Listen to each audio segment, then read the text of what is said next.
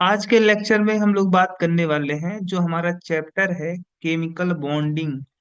तो chemical bonding वाले chapter से जो भी क्वेश्चन हमारे बनेंगे जो कि पूछे जा चुके हैं प्रीवियस कॉम्पिटिटिव एग्जाम में, है ना। चाहे वो आईआईटी हो, चाहे नीट हो, चाहे आई ट्रिपल ई हो, चाहे पीएमटी हो, सीपीएमटी हो, या किसी भी राज्य के सेट एग्जाम में जो क्वेश्चन आपके पूछे जा चुके हैं उनको हम लोग आज सॉल्व करने वाले हैं।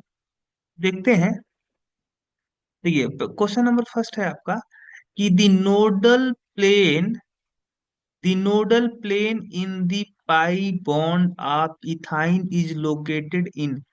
तो इथाइन, इथीन की बात करते हो तो इथीन का आपको पता है कि फार्मूला होता है C2H4।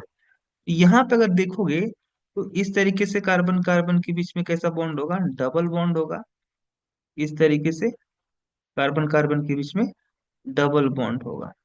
और यहाँ पे आपको पता है कि एक यहाँ पे कार्बन कार्बन के बीच में जो डबल बॉन्ड बना है, इस डबल बॉन्ड में जो फर्स्ट बॉन्ड है वो सिग्मा बॉन्ड है, और जो सेकंड बॉन्ड है वो कौन सा बॉन्ड है, पाई बॉन्ड है।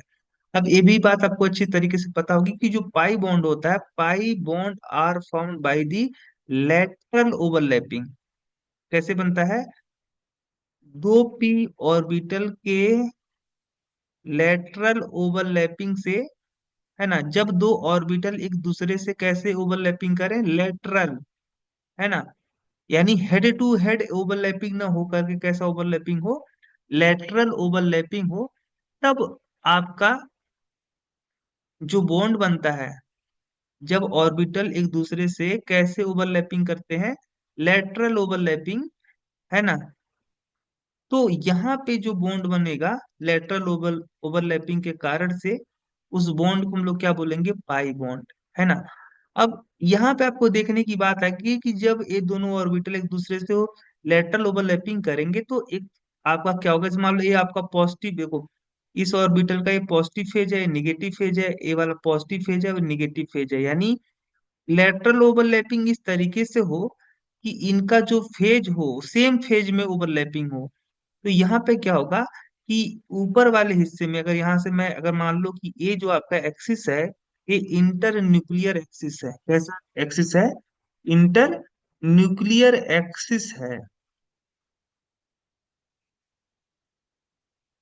अगर मान लो कि ये आपका इंटर न्यूक्लियर एक्सिस है तो यहाँ पे क्या होने वाला है कि इस इंटर न्यूक्लियर एक्सिस के एबव जो होगा इलेक्ट्रॉन डेंसिटी आपकी यहाँ पे बढ़ जाएगी, और यहाँ पे नीचे क्या होगी, आपकी इलेक्ट्रॉन डेंसिटी बढ़ जाएगी, और बीच में क्या होगा, खाली होगा। तो ये जो आपका पाई बॉन्ड बना है, ये जो पाई मॉलिक्यूलर ऑर्बिटल बना है, ये मैं ऊपर जो दिखा रहा हूँ, ये पॉजिटिव फेज है, ये निगेटिव फेज है। ये कैसा फेज है? निगेटिव फेज है ना। तो यहाँ पे इन पॉजिटिव और निगेटिव फेज जो आपकी इलेक्ट्रॉन डेंसिटी है, जो ऊपर भी इस इंटर न्यूक्लियर एक्सिस के अबव इलेक्ट्रॉन डेंसिटी पाई जाएगी, और इस इंटरन्यूक्लियर एक्सिस के बिलो क्या पाई जाएगी, इलेक्ट्रॉन डेंसिटी पाई जाएगी। तो यहाँ पे पॉजिटिव पॉजिटिव फेज ओवरलैपिंग होने से क्या होगा कि ऊपर वाले हिस्से में इलेक्ट्रॉन डेंसिटी बढ़ जाएगी और यहाँ पे भी इलेक्ट्रॉन डेंसिटी बढ़ जाएगी, है ना। लेकिन बीच में क्या होगा आपका, यहाँ पे कोई इलेक्ट्रॉन डेंसिटी नहीं पाई जाएगी। तो यहाँ पे अगर मैं बात कर रहा था कि नोडल प्लेन की बात कर रहा था, नोडल प्लेन क्या होता है, ऐसा प्लेन होता है, नोडल प्लेन एक ऐसा प्लेन होता है जो कि जिसपे उपस्थित किसी भी पॉइंट पर इलेक्ट्रॉन डेंसिटी नहीं पाई जाती है, यानी इलेक्ट्रॉन डेंसिटी पाई जाने की प्रोबेबिलिटी क्या हो, जीरो हो। तो जो यहाँ पे अगर मैं कहूँ कि इस तरीके से अगर मैं क्या करूँ, एक ऐसे, अगर मैं ऐसे एक क्या चलाऊं, प्लेन चलाऊं, है ना। तो यहाँ पे क्या होगा आपका, इस ये जो प्लेन होगा, ये प्लेन, इस प्लेन के किसी भी पॉइंट पे इलेक्ट्रॉन डेंसिटी नहीं पाई जाएगी, यानी ये जो प्लेन होगा नोडल प्लेन होगा। तो ये जो पाई बॉन्ड होगा, तो पाई बॉन्ड तो इस तरीके से आपका बना होगा, है ना।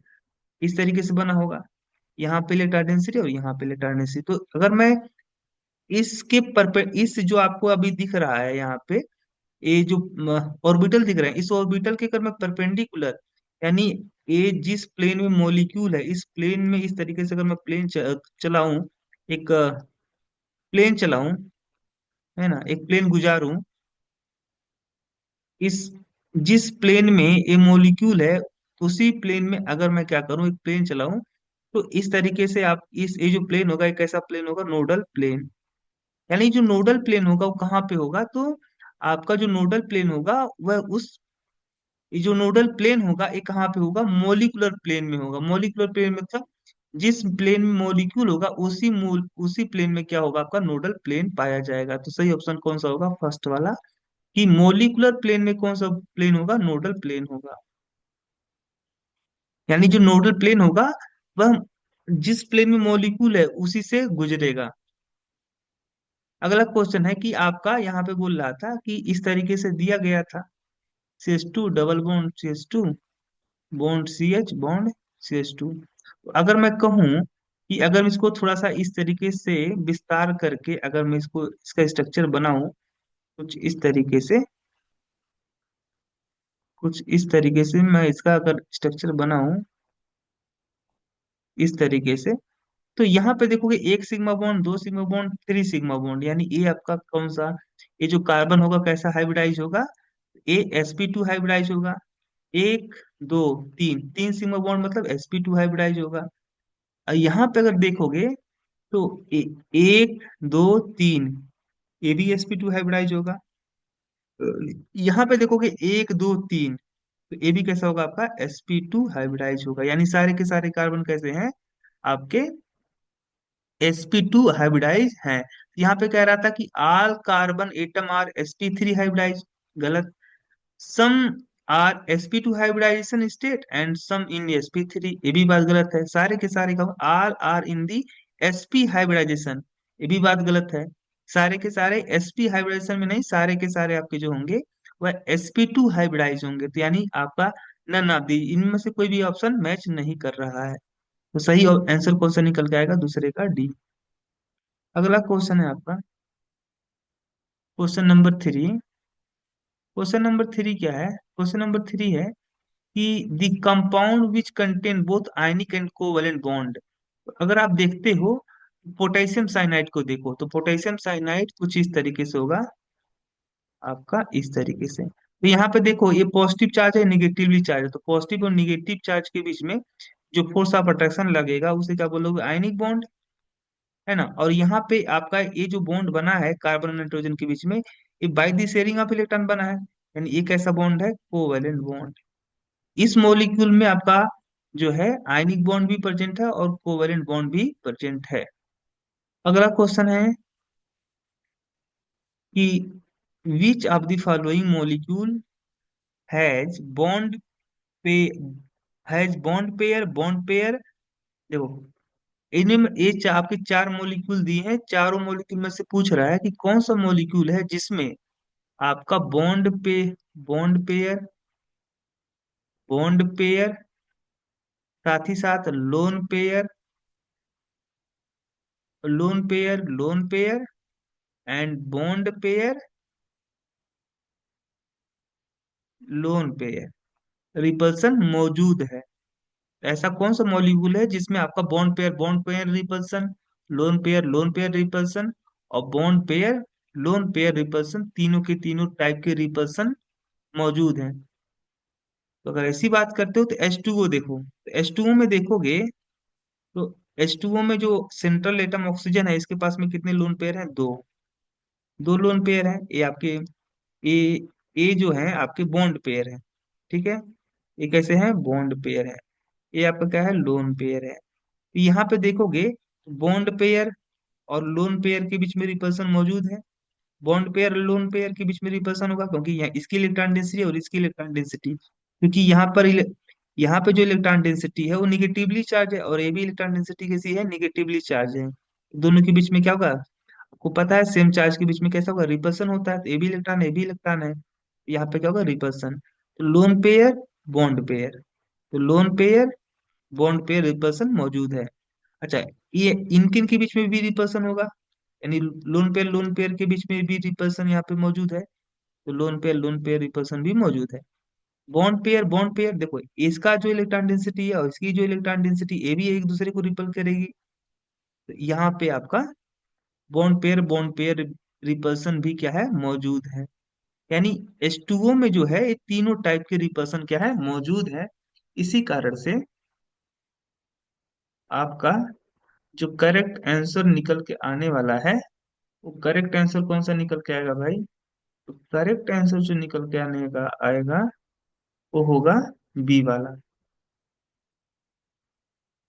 है ना। अगला क्वेश्चन है आपका, कह रहा है कि dipole movement of HCl as determined experimentally. HCl जो मॉलिक्यूल है, जब इसका डाइपोल मूवमेंट निकाला गया, एक्सपेरिमेंट एक्सपेरिमेंट करके इसका जब डाइपोल मूवमेंट निकाला गया, इसका आया 1.032 डी बाई। ठीक है।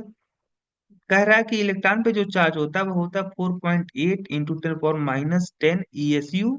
एंड जो डिस्टेंस है between hydrogen atom and chlorine atom, यानी जो बॉन्ड लेंथ है वो दिया गया है आपका 1.27 एंगस्ट्रॉन। ठीक है। तो कह रहा है कि what is percentage of ionic character in HCl, यानी हाइड्रोजन क्लोराइड मॉलिक्यूल में आपका कितना परसेंट आयनिक कैरेक्टर मौजूद है। तो मुझे पता है कि अगर मैं बात करूंगा डाइपोल मूवमेंट का, तो मुझे पता है डाइपोल मूवमेंट इक्वल टू होता है चार्ज इनटू डिस्टेंस। तो देखो, क्योंकि जो क्लोरीन है यह मोर इलेक्ट्रोनेगेटिव है, तो ये जो शेयरिंग इलेक्ट्रॉन पेयर है, इस शेयरिंग इलेक्ट्रॉन पेयर को यानी बॉन्ड पेयर को थोड़ा सा अपनी तरफ क्या कर लेगा, शिफ्ट कर लेगा। क्यों? क्योंकि क्लोरीन इज मोर इलेक्ट्रोनेगेटिव, तो इसके ये जो क्लोरीन की इलेक्ट्रॉन अपनी तरफ खींचने की क्षमता होगी वह ज्यादा होगी, तो इस पे आएगा पार्शियल निगेटिव चार्ज, क्योंकि इसके पास इलेक्ट्रॉन डेंसिटी बढ़ जाएगी। और चूंकि इसका जो इलेक्ट्रॉन डेंसिटी था वो इससे दूर चला गया क्लोरीन के खींचने की वजह से, इस पे कैसा चार्ज आएगा, इसके पास इलेक्ट्रॉन की कमी हो जाएगी, यानी इस पे आएगा पार्शियल पॉजिटिव चार्ज। तो चूंकि इस पे कितना चार्ज दिख रहा है, वन प्लस आपका +1 चार्ज दिख रहा है, तो यहाँ पे क्यू की वैल्यू क्या होगी आपका? देखो, एक पॉजिटिव चार्ज, इस पे कितना चार्ज है मौजूद आपका? One positive charge, one positive charge. तो आपको पता है कि पॉजिटिव चार्ज, देखो एक इलेक्ट्रॉन पे कितना चार्ज होता है, वन निगेटिव चार्ज। कितना होता है इलेक्ट्रॉन पे? One negative charge. और पॉजिटिव चार्ज जो की बात करते हो, तो पॉजिटिव चार्ज और निगेटिव चार्ज का यहाँ पे जो मतलब है कहने का है कि अगर इलेक्ट्रॉन पे आपका इतना चार्ज होता है ना, वो भी माइनस में होता है चार्ज आपका, क्योंकि इलेक्ट्रॉन पे कितना चार्ज होता है, अगर ESU में बात करोगे तो 4.8 इंटू 10⁻10 ESU होता है चार्ज ऑन इलेक्ट्रॉन। चूंकि ये पॉजिटिवली चार्ज है, कितना चार्ज है, वन चार्ज है, तो इसकी जो वैल्यू होगी यहाँ पे, क्योंकि वह होगी पॉजिटिव में 4.8 इंटू 10⁻10 ESU। और डिस्टेंस कितना है इनके बीच में? तो डिस्टेंस है भाई आपका 1.27। चूंकि एंगस्ट्रॉन में है तो एंगस्ट्रॉन की वैल्यू क्या होती है आपकी, 10⁻10 मीटर, -10 मीटर, है ना। तो आप एक बार मल्टीप्लाई करो, कितना आएगा?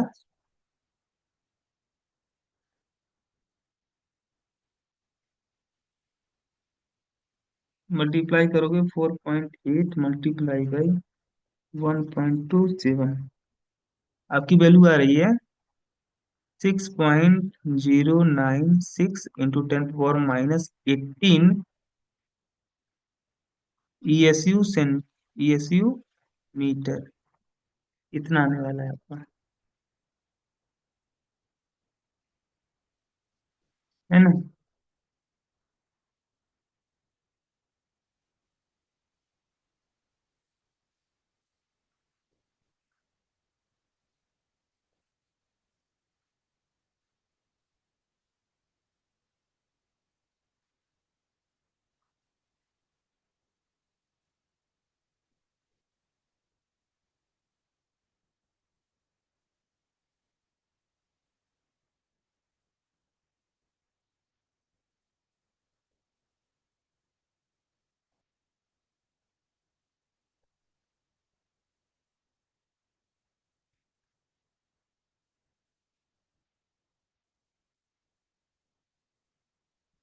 अच्छा यहाँ पे देखो -10 है, और यहाँ पे -10 है, तो -10 कितना हो गया, -20। अब यहाँ पे मीटर को हटा के अगर मैं सेंटीमीटर लाऊं तो 1 मीटर में कितना सेंटीमीटर होता है, 100 सेंटीमीटर। यानी इसको मैं ऐसे भी लिख सकता हूँ, जैसे,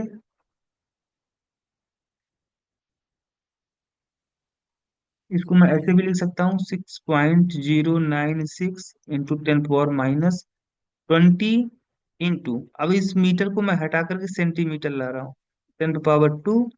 अभी सेंटीमीटर हो गया, और आपका ईएसयू ऑलरेडी था, कितना हो जाएगा आपका,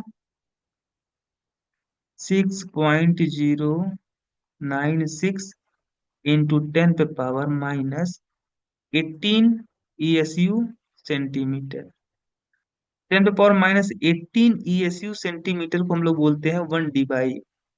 डिबाई क्या होता है, तो डिबाई जो होता है वह डाइपोल मूवमेंट का यूनिट होता है। तो यानी यहाँ पे जब हमने थ्योरेटिकली कैलकुलेट किया डाइपोल मूवमेंट, तो कितना आया, 6.096। अब चूंकि परसेंटेज यानी करेक्टर के लिए हम लोग क्या करते हैं कि एक्सपेरिमेंटल जो आपका डाइपोल मूवमेंट आता है, और डिवाइड बाई, इसको डिवाइड करते हैं हम लोग थ्योरेटिकल डाइपोल मूवमेंट से, और मल्टीप्लाई करते हैं 100 से। एक्सपेरिमेंटल आया है आपका इतना, एक्सपेरिमेंटल आया है आपका यहाँ पे 1.032, और डिवाइड बाई 6.096, और यहाँ पे मल्टीप्लाई कर देंगे 100।